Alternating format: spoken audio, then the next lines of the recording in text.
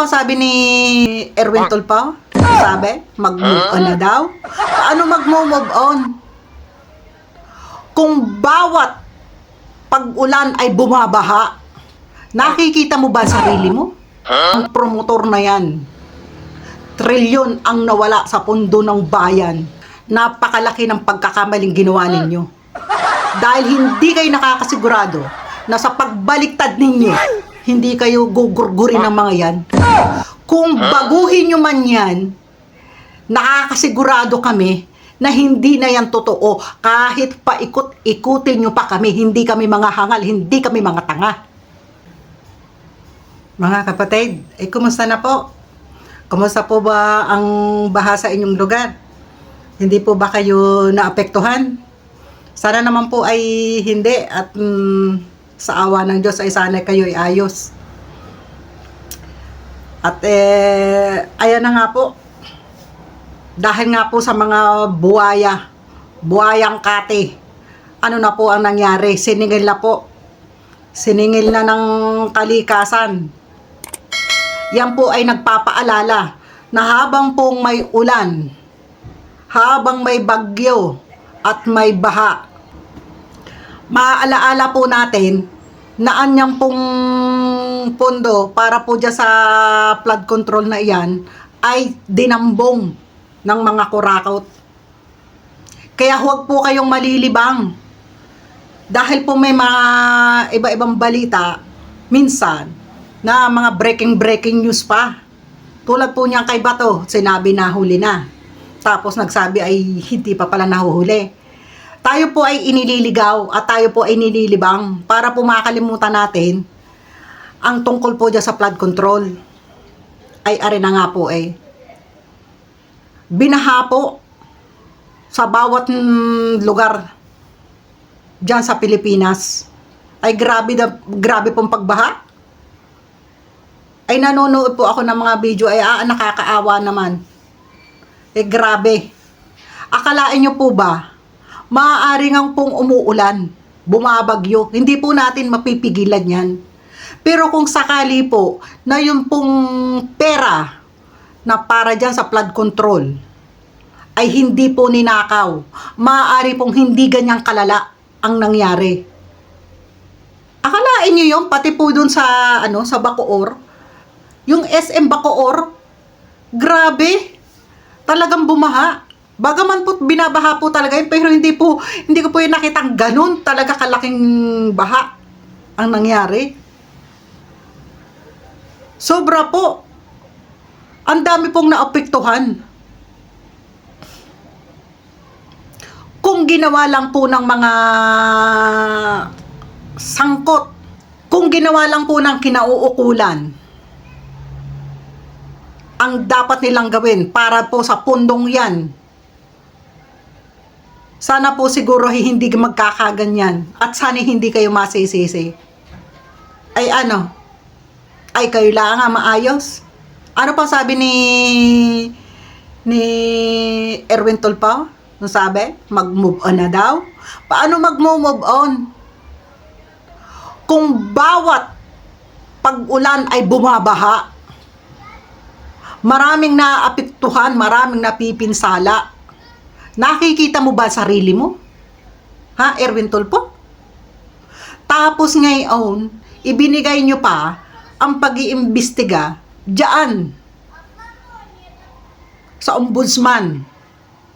Makakasigurado kaya kami na magiging patas ang pag-iimbestiga ng ombudsman? Samantalang anong ginagawa niya? Di ba pinakulungan nila yung nag-iimbestiga dyan sa flood control? Papaano magiging patas ang pag-iimbestiga diyan? Bakit nyo ibinigay sa ombudsman? Bakit hindi na lang yan si Boying? Pakawalan nyo si Senator Marcoleta. Dahil alam naman ninyo na ang kaso ni Senador Marcoleta ay hindi talaga plunder. Ginawa nyo lang plunder dahil para hindi siya makapag-imbestiga diyan. Lalo na dyan sa impeachment na ginagawa ngayon diyan sa Senado. Napakalaki na ng ginagastos nyo dyan sa impeachment na yan. Sobra-sobra na. Inuuna nyo pa yan? Inuuna nyo pa talaga ang pag-i-impeachment?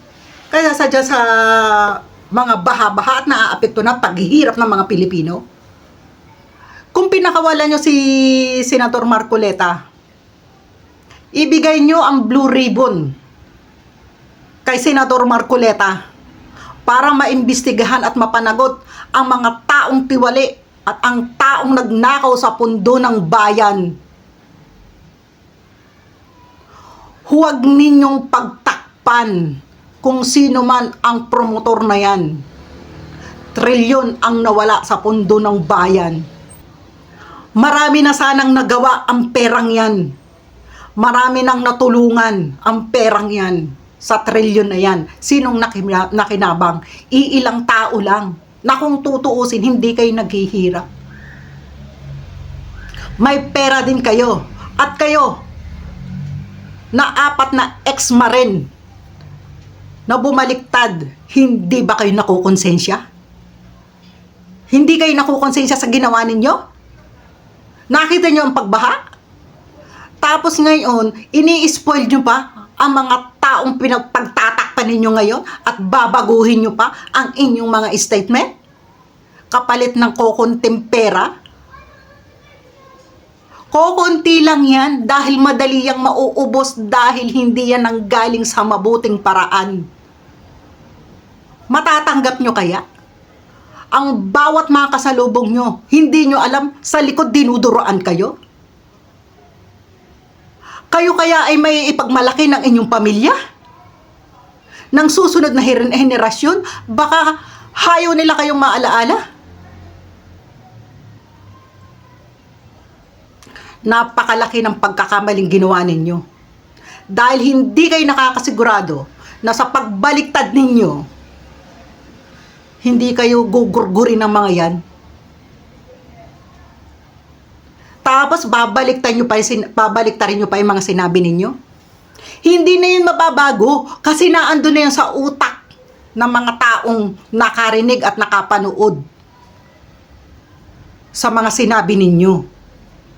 Kung baguhin nyo man yan, nakakasigurado kami na hindi na yan totoo. Kahit paikot-ikutin nyo pa kami, hindi kami mga hangal, hindi kami mga tanga.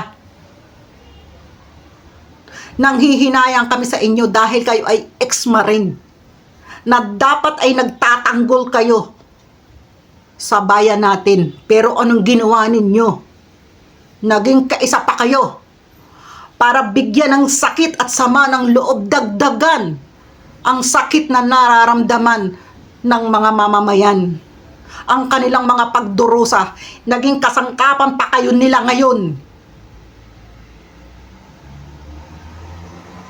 Wala kayong paninindigan at wala kayong prinsipyo. Paano namin kayo paniniwalaan? Nung nagkukwento kayo, feel na feel pa ninyo. Andyan ang mga resibo. Tapos ngayon babaliktarin ninyo.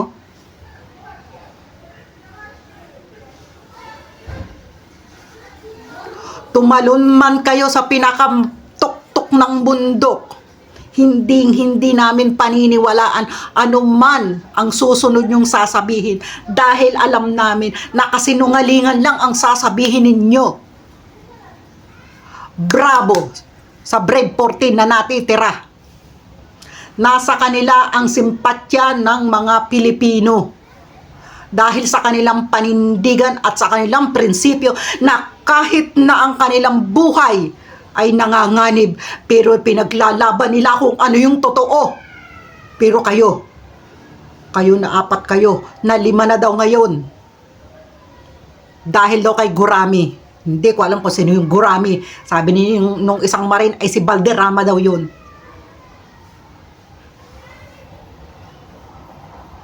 Dahil sa kanila, may pag-asa pa ang Pilipino. Nakukuha nila ang simpatya ng mga Pilipino. Kaya kami, susuportahan namin itong mga Marines na itong natitira pa. Dahil sa kanila, makakasigurado kami na kung hindi man magbabago ang kanilang pag-iisip, ang kanilang desisyon, may pag-asa pa ang bayan.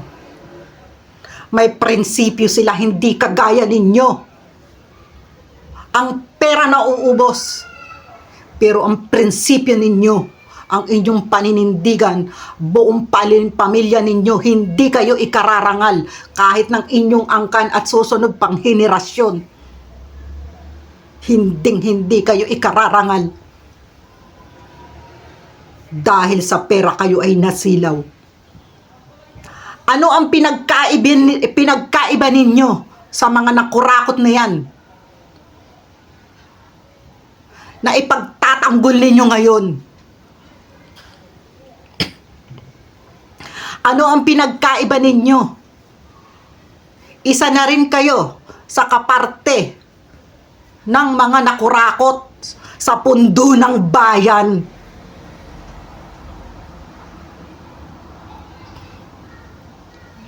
Magmamas pa kayo? Kilala naman namin kayo? Para ano? Nahihiya kayo? Kinapalan na nga ang mukha ninyo eh. Ngayon magtatakip pa kayo ng mukha nyo? Dapat proud kayo sa ginawa nyo. Dahil ginusto nyo yan. Kayo, sino yung mga may anak dyan sa bumaliktad na yan? Hindi kaya i-bully ang mga anak ninyo?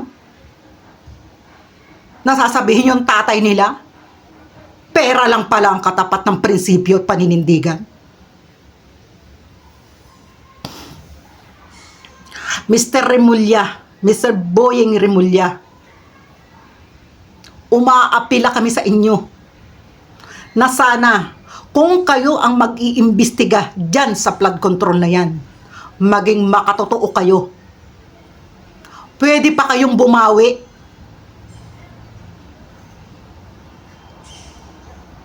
Bigyan ninyo ng katarungan ang mga Pilipino na umasa sa perang yan. Alam na alam ninyo na ang perang yan, kung yan ay napunta sa tamang tao at sa tama, malamang ang pagbahang iyan hindi ganyang magtatagal at hindi mas marami ang maapektuhan. Sana'y nagawa ng tama ang mga proyekto. Kung hindi ang mga buhayang yan nagkamal ng pera. Isipin ninyo, ang daming naghihirap, ang daming walang trabaho. Kayo yung pera, hindi nyo alam kung saan ilalagay. Mga kurakot kayo. Tapos yung iba, pinagtatanggol pa. Ipagtatanggol nyo pa yung mga yan. Yung mga nagtatanggol sa mga kurakot na yan, kaisa kayo nila. Sana may makulong na at may magbayad. Mr. Remulla, sana po ay huwag kayong magpagamit sa mga iilan. Magkaroon din sana kayo ng prinsipyo at paninindigan para ipagtanggol ang mamamayan, ang mga Pilipino na umaasa sa mga tapat na namumuno sa bayan. Ano pa ang aasahan namin?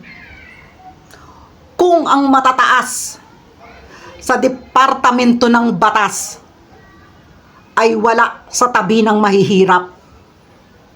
Kung doon lang kayo sa nasa taas, doon lang kayo maglilingkod. Ang mga Pilipino, ang maliliit, ang mamamayang Pilipino ang nagsusweldo sa inyo. Hindi lang sila.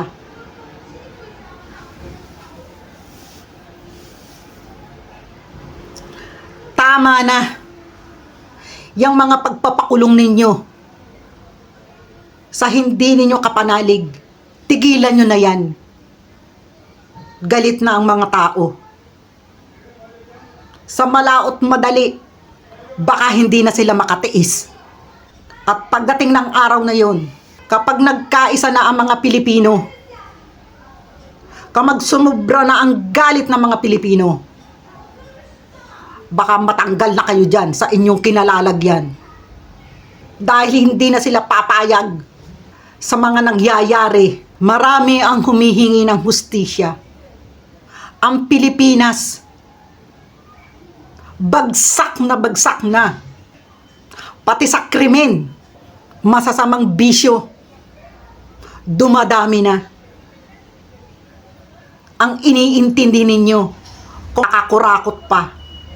Mga kababayan, siguro po'y kaunting panahon na lamang ipagtitiis natin sa awa ng Diyos. Kapag po naawa ang Diyos sa atin, siya na po ang gagawa ng paraan para matapos na po ang lahat ng ating mga paghihirap. Naniniwala po ako na isang araw mapaparusahan din ang mga taong gumagawa ng katampalasanan sa bayan. Manalangin lamang po tayo at magkaisa po tayo